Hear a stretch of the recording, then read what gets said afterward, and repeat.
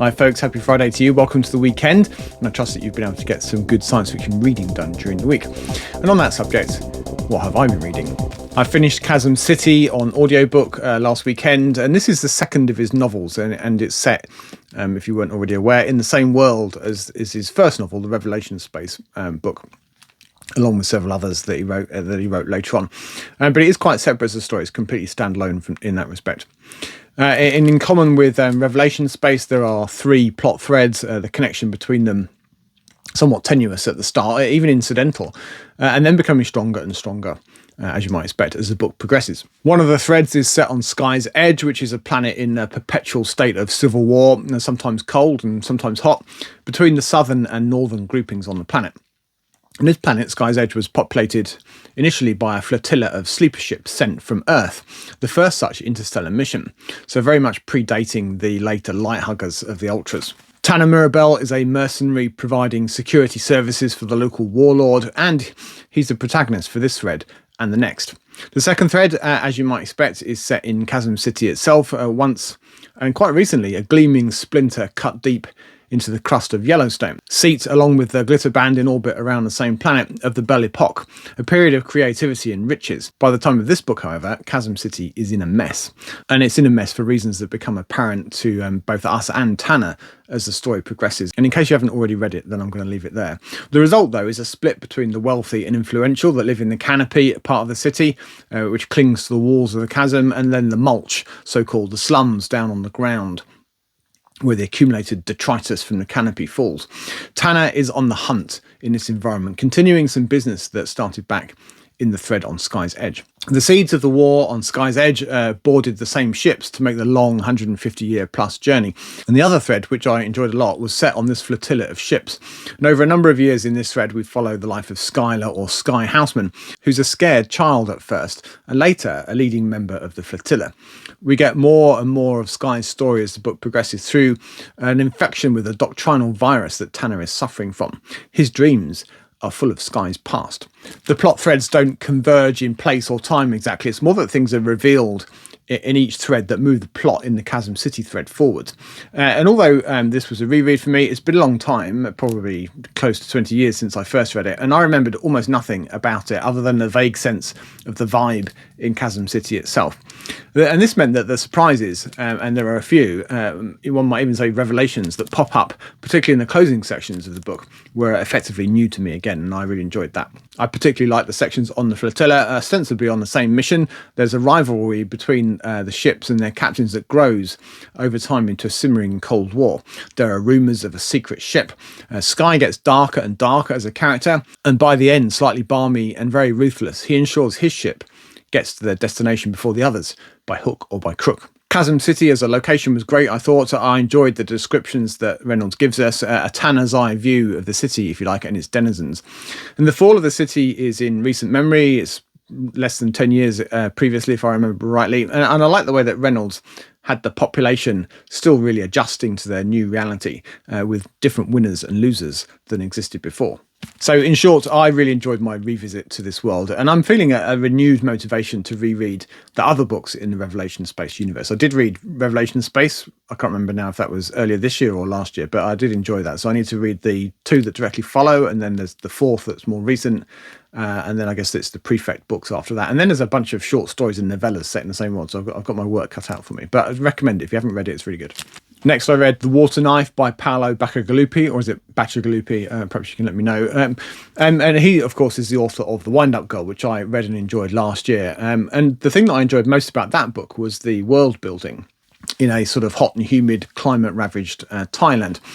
And he pulls off a similar trick with The Water Knife, although because it's set in the US, the setting is perhaps more familiar. We're in a nearish future US. It's not clear exactly how far in the future, but not very far.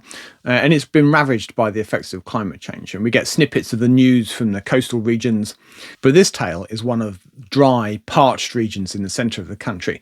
Texas is no longer habitable, it's just too hot and dry, and its population is on the move. They're the poor refugees of the day. And in California, Nevada, Arizona, and other states that have cities carved out of the desert, water is now scarce, even more scarce than it is today. Cities now live or die on their water rights. States compete with states, sometimes ruthlessly, and cities with cities.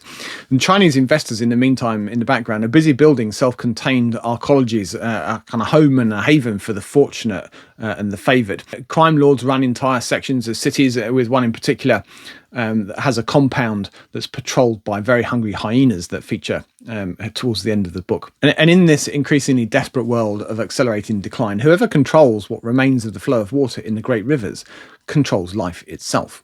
We're introduced to a small group of characters who between them carry most of the plot on their backs. There's Maria, who's a Texas bang bang girl, a prostitute effectively, with a side hustle selling water. Then there's Angel, who's an enforcer, a ruthless water knife with a background in Mexico, doing the bidding of Catherine Case, who is big in the Southern Nevada Water Board, which is the new source of real power in Las Vegas. Lucy is a journalist, and she's been sucked into the vortex of Phoenix, Arizona, barely hanging on by its fingertips. She was once merely an observer travelling to the bleeding edge of this climate crisis, but now feels part of the news story. She lives there.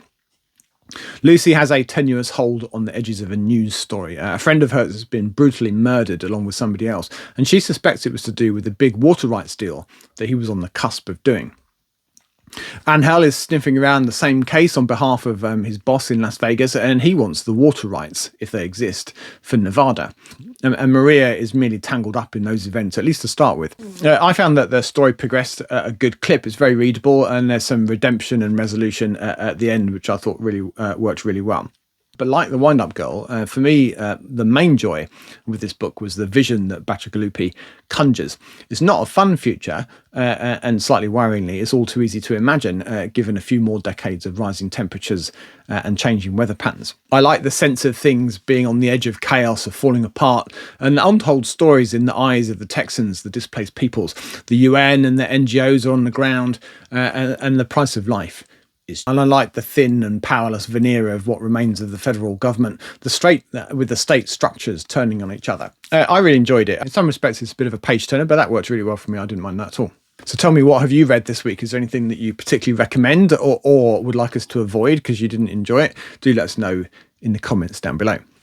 As a reminder, the 2025 Sci-Fi Scavenger Viewer Survey will be open next month, and that will be ready for you to submit your 10 favourite science fiction books of all time. And that will be for individual books. So don't be telling me that your favourite is The Book of the New Sun. Pick one of the 4 books that make up that series. However, for fans of series, I will also be adding this year for the first time a series category, probably a top 5. So you can add your favourite series to that part of the survey. And while we're on the subject of announcements, just let me articulate a few of the ways that you, probably my most regular viewers, can help support this channel. The easiest and cheapest thing you can do is just to watch the video. So since you are in fact watching this one, thank you. And you can also like the videos. And it seems a bit pathetic and needy of me to ask this, but if you like the video, that's a signal that YouTube uses to decide whether or not to share it more broadly. And if the rate of likes is above the average or the normal, then it gets shared more than if hardly anyone likes the video. So if you're even halfway enjoying watching this or any other of my videos, then do me a favor and hit the like thingy bob at the bottom of the screen. That'd be really helpful. Another signal that YouTube uses is the engagement in the comments. So if there's lots of engagement in the comments and lots of people saying great video or whatever, then that's another signal that it uses to share the video. You can, if you're feeling generous, you can use the super thanks feature that YouTube provides, with which you can send me some actual dollars. YouTube does take a cut of that though. So the next thing you could do if you are feeling generous is to look at my Amazon wish list, which is the link for which is in the description for every video that I put out. It's always a fantastic surprise to receive a book unexpectedly from that list. So I certainly encourage you to do that. And the other thing you can do, which doesn't cost any money, is to share the video. So if you're enjoying something and you've hit the like button and commented, then the next thing you could do for me is to just share the link. Particularly if you're active on social media, then you can just copy the link and share it. Enough of me making demands from you, my lovely viewers. So channel stuff next then. Subs are at 6,528, which is up 39 on last week. Pretty good week. And if you're one of those 39, or if you've just stumbled across my channel for the first time today, then a huge welcome to you. I'm John. and I focus on collecting, reading and waffling on about science fiction books, old and new.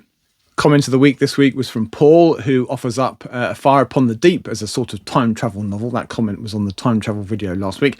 And Paul was thinking particularly of the differences, the pace of development in the various zones of thought. So I think I'd argue it probably isn't time travel in the traditional sense, but I understand what he's meaning. Paul also suggested a list video that I might do on science fiction books set on Mars, which is definitely on my list of things to do at some point. And as he says, there's some obvious candidates, but there's also a rich vein of less well-known books that use Mars as a backdrop for the story. And some of which I've read and many of which I haven't, I'm sure, at this point. And so I'll give that some thought, and it may well appear on the channel at some point in the not too distant future.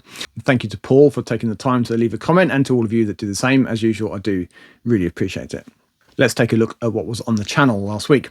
On Sunday, there was a look at time travel as a notion, plot device in science fiction. The books that I considered there, some of my favourites, plus there's a few more recent books that I haven't got to yet.